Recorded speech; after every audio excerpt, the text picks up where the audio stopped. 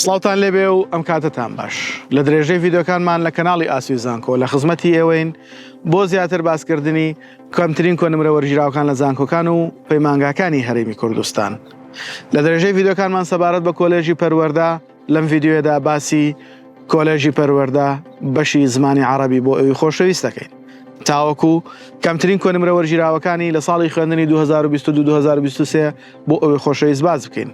بۆ ئەوەی ئێوە لە کاتی پڕکردنەوەی فۆرمی زانکۆڵایەن بتوانن وەکو بناغە و بەرچاوڕوونیەک بەکاری بێنن لە پڕکردنەوەی فۆرمەکانتان بۆ ساڵی خوێندنی 2023-2024. ئەزیزانم، بۆ وەرگرتنی ئەو داتا و زانیاریانەی لەم ڤیددیۆیە هەن تا کۆتایی بینەرمان بن.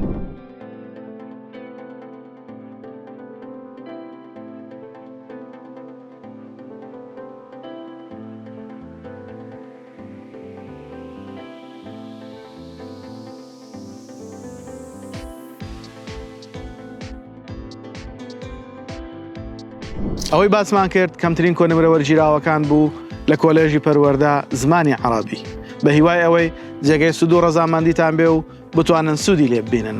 هەروەها لێرەوە پێتان ئەڵێین کە دەرچوانی ئەم بەشە یاخود بە شێوەیەکی گشتی کۆلێژی پەروەردە ئەبن بە مامۆستا لە قۆناغەکانی 10 و 11 و 12 ئامادەیی.